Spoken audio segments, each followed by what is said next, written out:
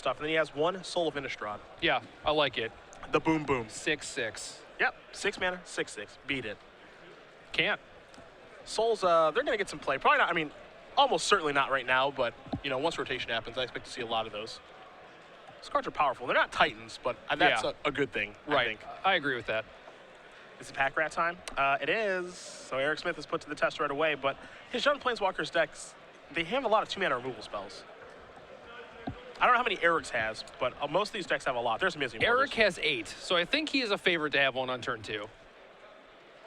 So get that Pack Rat out of here. He does pass that test. Yeah, Sean does have a backup Pack Rat, though. But he elects not to play one. Yeah, and I kind of like that. It's like the first one you just run out there, but the second one, it's kind of dangerous. You know, if that's your main threat, you're probably better off waiting until turn 5 to play it and make a rat, and it's really hard for them to actually kill all of them at that point.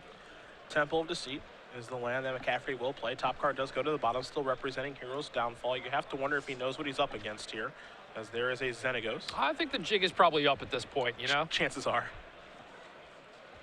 Smith going to play a Temple of Malice. Take a look at the top card here. I imagine he's made a Satyr token. We're just waiting for one from our table spotter. There it is. Okay.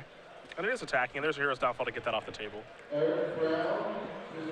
Erik Smith wouldn't forget. No, I didn't know if he played the Temple before he made a token and gave Sean a window to actually downfall it. That would have been pretty interesting. Okay, gotcha. Before making the token. Yeah, that's what I was kind of scared of. I think we're going to play the Pack Rat minigame again now. Yeah. Pack Rat versus Satyr token, who wins? Anybody's game. Yeah. Smith is going to untap all those lands, take a draw here. Now there's a copy of Nissa. Now this will be the first time that we have really seen this on camera this weekend. I know you're a big fan of this card. I like her. She's good. The one thing that you have to be careful of that I was not very careful of last weekend was that your land doesn't get haste. Yeah. Got to watch out for that one. It's not Koth. It is not Koth. Also does not untap the land, but I think everyone knows that. It's just like, you know, maybe if Erik put a stomping ground into play and he's like, oh, I'll just activate this one. It's like, doesn't work out the way you want it to. He's got plenty of Temple of Malices to spare. Yeah, that's true. So there is Nissa Worldwaker. It's going to move up, of course. Going to turn Temple of Malice into a 4/4. Now, again, what's important here, the land becomes an elemental creature with trample. So, you know, there's some text on there that, you know, you may think doesn't really matter very much, but the fact that the land does have trample, that's important. Yeah, trample is a pretty big game. And Erik is just going to sit back here trying to defend his Nissa, which I like. Discarding a Nightveil Spectre is what Sean will do. So a rat token will be coming in. So we'll have 2/2/2 rats. For now. Yeah. They get out of control pretty quick. McCafferty will draw cards, copy of Thoughtseize. You can see a Mutavault and a Grey Merchant in his hand as well. Those are the 3 cards that he's working with here on his 6th turn of the game. He will start off by casting a Thoughtseize. Smith's hand, we will see in just a moment. Sylvan Caryatid goes to the bin, 2 Stomping Grounds are what's left. So his draws are going to be pretty good moving forward. Yeah, it makes a lot more sense now that he is so protective of his Nissa. That is the only gas that he has currently. So it is very much that against Pack Rat right now. McCafferty again with a Mutavault and a Grey Merchant in his hand. Could deploy Grey Merchant this turn if he wants to. But it looks like he's more concerned with being able to make some very large rats. With 2 Mutavaults out there and a card in his hand, that's not hard for him to do. Yeah, I mean, what's better? A Grey Merchant that drains your opponent for 4, or a 3/3 that pumps your other creatures is potentially a 5/5 with 2 Mutavaults. Give me the 5/5. Yeah, 5/5 sounds good. That's the thing here for Smith is he doesn't really have very good blocks. I mean, he could make a double block here, but I mean, that's not even exciting. Yeah, then the other rat gets through, kills your Nissa, and you've killed a Pack Rat. You have a Satyr left over. That's fine, but not exactly what you want. We saw him cast some Mortars early. Yeah. Does he have more of those? He has 3 total in his main deck. Okay. So he might just be working his way towards maybe trying to overload one of those things. Here's a double block. But this isn't the first time that we've seen Pack Rat stir up some trouble, so. Yeah, and it was in play for a turn, and it's already kind of out of control. We see, like, chump blocks effectively, and it's killing Planeswalkers and doing crazy things with Mutavaults. Just does not take very much. I'm going to hate when this rotates. That's not true. I think everyone's going to be really happy. Smith draws a card for the turn. Didn't get a great look at it. It's a copy of Read the Bones. So Read the Bones. Yeah, it's not bad. I mean, we talked about this a little bit earlier where people are kind of like, moving away from Read the Bones. It is kind of slow, but it is perfect in those situations. And unfortunately for Erik, as he scryed 2 cards to the bottom, his draws were 2 more lands. Yeah. At least he does have a temple to scry a little bit, but definitely not what you're looking for when you're facing down some pack rats. These pack rats don't take long to close the game out. That's what makes this deck so scary. And you said this kind of when we talked about a little bit earlier when we watched Jared play against Tom. This is a deck that has removal and some discard stuff like that, but it's not a control deck. Yeah. This is kind of like a mid-range, kind of slides towards aggro a lot of the time. Yeah. I mean, I think the people that generally do well with the Black Devotion decks are the ones that lean towards taking a very aggressive stance with the deck. And like they mulligan in that way, they play that way. A pack rat activation, going to discard a swamp. So another rat's going to come into play. We'll see if Mutavaults will get activated. Doesn't look like they will. So Satyr token bites the dust. Smith is going to untap. He'll take a draw here. It's another land. I believe he's holding 4 of them. He'll play a Temple of Abandon, and that top card's going to go to the bottom. It feels like one of the faults of this deck is that this can happen. You're scrying from Read the Bones and the lands, hope to mitigate that, and you're hoping that, your Planeswalkers get to go active a couple of times, but yeah. He is flooding out pretty badly here. The Temples aren't really making life much better. There's a Dreadbore. That's a little late to the party. Play a Stomping Ground, pass the turn back. Yeah, I mean, Erik has 24 lands in his deck, 8 creatures whose job is basically just to make mana. The likelihood is like kind of high when your deck is over half mana sources that games will kind of end in that way. It is just like he really does have to try and milk the cards that he has for maximum potential, which is why he was trying to protect that Nissa. Game number 1 goes to Sean McCafferty with Black Blue Devotion over. Erik Smith playing Jund Planeswalkers. We will take a look at the sideboards now. And since Erik is on the play, we will start there. Have another copy of Rakdos' Return, 2 Duress, 2 Thoughtseize, 2 Mistcutter Hydra, 2 Doomblade, 2 Scavenging Ooze, 2 Anger of the Gods, 2 Magma Spray. So not a ton of help here. The Rakdos' Return is definitely something that Erik should look into bringing in. It is generally pretty good in this matchup. Other than that, there are things like Duress and Thoughtseize that you could bring in, but they're okay and not great, And then everything else seems to be hedging against creature decks or something like Mono Blue Devotion. So 3 Doomblade, 2 Lifebane Zombie, 2 Duress, 2 Stain the Mind, 2 Negate of Rika's Cure, 2 copies of Drown in Sorrow, and 1 Erebos God of the Dead. Before we talk about what McCafferty can bring in here, he actually does have hate against Rabble Red and 2 Drown in Sorrow and a Rika's Cure. Yeah, he does. Not a ton, but it's better than nothing. Yeah. Duress, I think, is an obvious inclusion. Negate is kind of an interesting inclusion. I think you're going to bring it in because it lines up well against Planeswalkers, but I can definitely see situations where, you've got your Negate and then they slide their Planeswalker underneath it. Yeah, that's certainly true, but it's not like he's just relying on Negate. He does have things like Hero's Downfall and creatures that can attack. I think Negate is pretty important in this matchup just to... in that game, if he had a Negate, he would be able to protect his pack rats from Mizzium Mortars, that type of thing. It's it allows you to get a threat, potentially start attacking their Planeswalkers, and then also protect that threat from something that might come off the top of the deck. Whereas something like Thoughtseize or Duress, while good cards in the matchup, aren't going to be able to do that. Do we like Lifebane Zombie as just an attacker here? I don't... Erik has some number of Chandras, He has 2 Chandras main deck. And, certainly Sean doesn't know that. But that is a card that a lot of these Jund decks play, and that is probably the worst feeling in the world, to play Lifebane Zombie and see that they have a Chandra. Miss, see the Chandra, and be oh, my turn was a waste. Yeah. My creature's just going to die. Yep.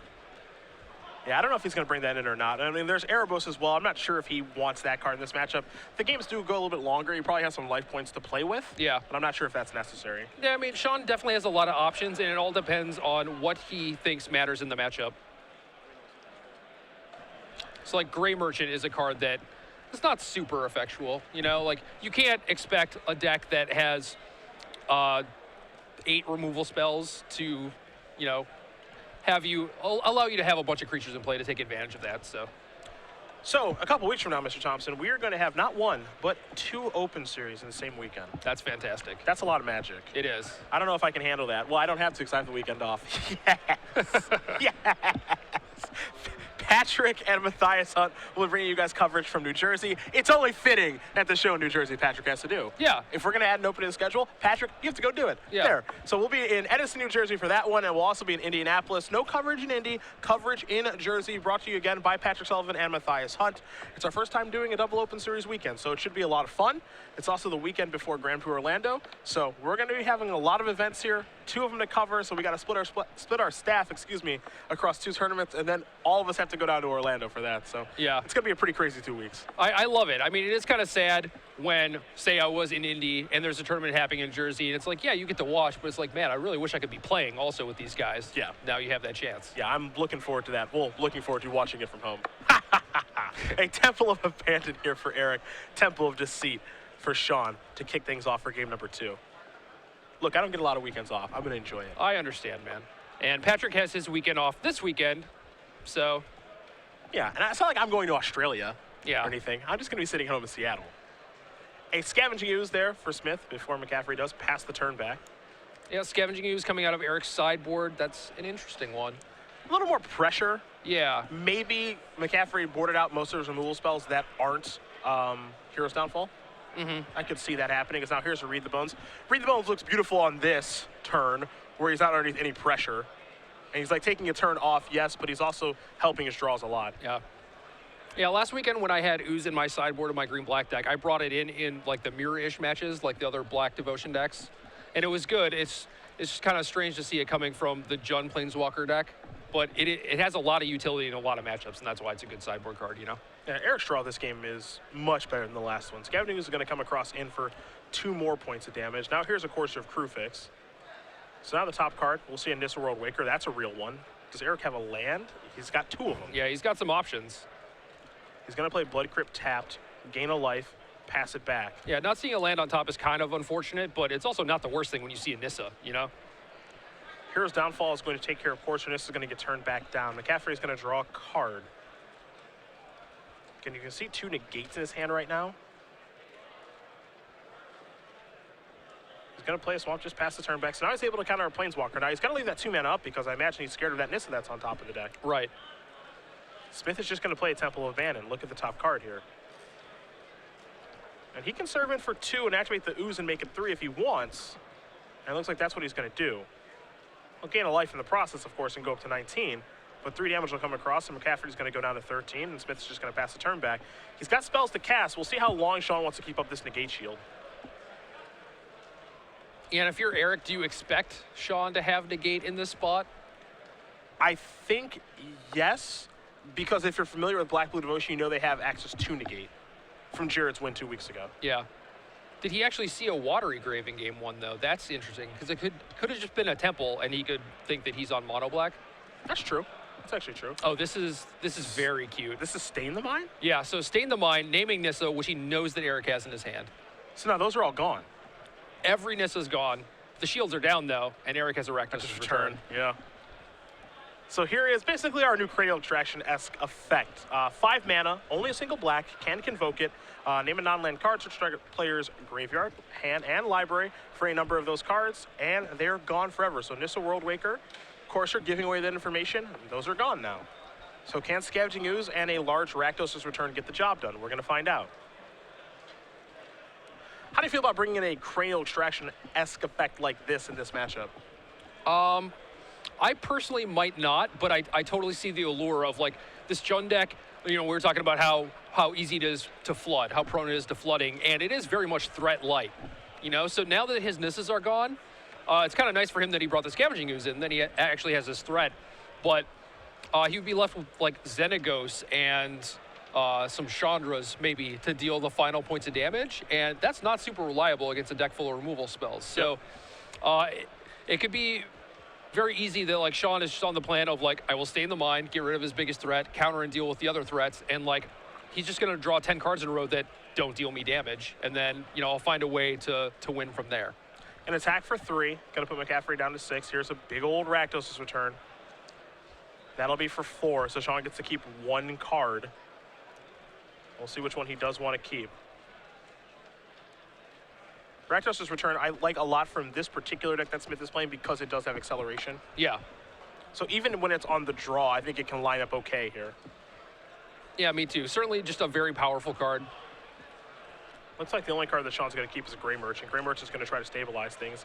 A little unsure of himself.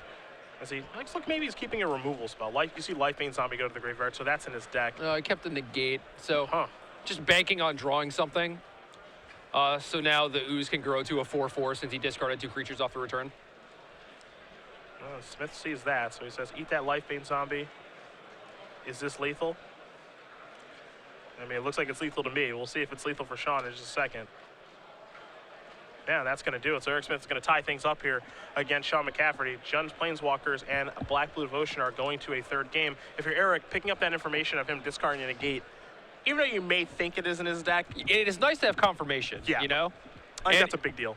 You see kind of a reversal in that game, too, where in the first game, Sean had the initiative. He was doing things with Pack Rat. It was very much Erik who was on the defensive and trying to stabilize behind, like, Nissa and a Satyr token, Sylvan Caryatid, whatever.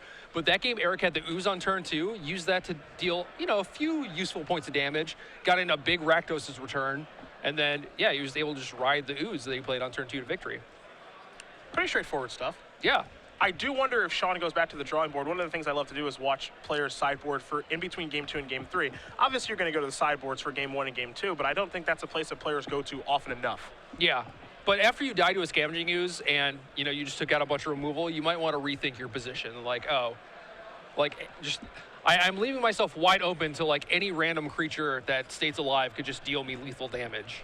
I mean, he does have 3 copies of Devour Flesh. There are 2 Bio Blights. We know the Hero's Downfalls are going to stay for obvious reasons. Yeah. He's playing against a Planeswalkers deck. But I imagine, you know, in order to make room for those Lifebane Zombies, to make room for those Stain the Minds and those Negates, pretty easy to just board out Devour Flesh and Bio Blight and move on. Yeah, and then you just kind of rely on your creatures to brick wall their creatures. But sometimes there's like a 4/4 Nissa land that is just bigger than your Night Veil Spectre and just gets to hit you over and over and over again. And you can't really do anything about it. Yeah. Who do you think this matchup favors? I think if Erik gets a draw like he did, where he has a turn 2 play, he has a read the bones to set himself up for future turns, and then constantly has things to do on subsequent turns, then he is favored. But it is pretty easy for the black deck to kind of like contain those draws also. I think it is just whoever like sticks a threat and gets to ride it. Like, I imagine part of the reason that you play Jund Planeswalkers is because your matchup against Thoughtseize decks, whatever configuration of Mono Black Devotion is out there, is probably pretty good. Yeah. Or at least you believe that it's good. Right, and I mean, that is the theory, but it is Black Devotion. They have Thoughtseize, they have Pack Rat. Those cards are incredibly powerful, and if Pack Rat is unanswered, it's very tough to win. So that deck can certainly just steal games, even if you are a favorite. McCafferty is going to be on the play, and he's going to mulligan, so Smith is going to take a look at his hand.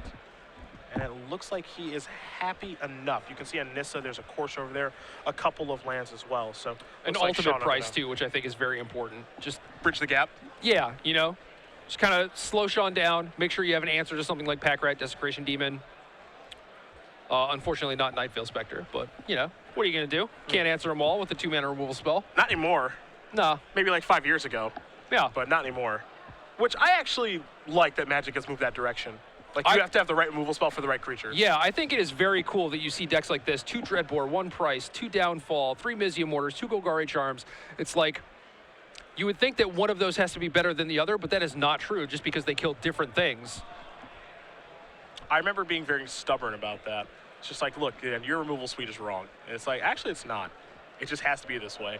A Thoughtseize is going to show 2 Swamps, a Hero's Downfall, a Lifebane Zombie, and the Stain the Mind. So Smith is going to write those down and figure out what he does want to take here. And what he takes will be pretty obvious about what he's scared of. You know, if he takes Hero's Downfall, I imagine that's because, hey, I've got like creatures, or I have Planeswalkers that I'd like to protect. Yeah, I think it's pretty interesting that he takes the Lifebane Zombie. It might be the card that I would take as well, but he has an ultimate price, so it's like, it's pretty easy to look at that and say like, oh, I can just price a zombie, but by doing this, then he still has price as a follow-up to whatever creature that Sean draws. And I also think the reason he takes Zombie there is because he has Courser in his hand. Okay, sure. So, like, he's just going to be able to get his Courser. And do I think that Erik's going to be able to ride his Courser to a large advantage? No. I don't think that's the case. But the fact that he, like, doesn't get his Courser taken and then have to price that is, like, where he wants to be. Yeah, for sure. Imagine. It is kind of scary knowing that Sean is likely to name Nissa with Stain the Mind, and you leave him with that, knowing that you have a Nissa and he's on the play, so he's going to be able to get that before you play Nissa. But I do like the early exchange that was made. Stopping round number 2 is drawn here for Smith. Smith has to be a little worried, you know, if he does lose his Nissa. I mean, he was able to overcome that last game, but yeah, okay. Rakdos return for 2. Well, there's negate, so we'll see if Sean draws the 5th land here. It's actually kind of a big draw this early in the game. Yeah, there's the 5th land. You see his hands Doomblade, Stay in the Mine, and a Swamp. Yeah, he might just go for Nissa. I mean, he might just go after Nissa right now with Stay in the Mine again. Yeah, I think he has to. I mean, I think that is why you brought that card in, you know, that it just handles all the Nissas, you know, no fuss, no muss. Maybe you get one out of their hand. Ooh. Interesting. Didn't cast it. That's a little too fancy for me. Yeah, that's a little too fancy. Like, because Eric's not going to play around another negate. That's just not a thing that's going to happen, in my opinion. Yeah. He's just going to cast the spells. He can't, like, you know, bob and weave or anything. And you have the open window to cast it. I'm very surprised that McCafferty didn't cast it that turn. And now Smith is able to make a 4-4. Now he's able to get to work. And the connections is a little slow to the party now. So that's basically Sean taking a turn off to get that deployed. Yep. And again, Smith knew about the Stay in the Mine, so I imagine he's a little surprised with that. Now he gets to attack for 8, and Nissa doesn't take long to close. Yeah, it's like he knows that Stain is there, and he knows it is likely naming Nissa, so it doesn't really do him any good to hold it and like try and play around negate in that sense, so you might as well just jam it. This is a Thoughtseize. He's going to Doomblade one of these lands now. I imagine Sean was thinking, I'd rather just activate Underworld connections. Yeah, but now that I'm getting Thoughtseize, do I really want to lose this Doomblade? So take down a land. McCafferty's going to draw a card. Let's see what he finds. Hero's Downfall to get that off of the table. Now, Smith got this card on top of the Scry, and that's why. Yeah. That's a good one to have. Now, still have the 4-4 land, this Satyr-making machine. 2-turn clock. Goes from 12 to 6, down to 5. Draws a Swamp off the Underworld connections, does McCafferty. And now that's a Desecration Demon, but we know how well Xenagos lines up against that. Yeah. So down to 4 he goes. Draws a card and extends the hand. Eric Smith is going to win this match over Sean McCafferty. 2-1. John Planeswalkers was on to 5-0, defeating Black Blue Devotion. But I feel like, truthfully, a misstep there for Sean on turn 5. Yeah, I don't know.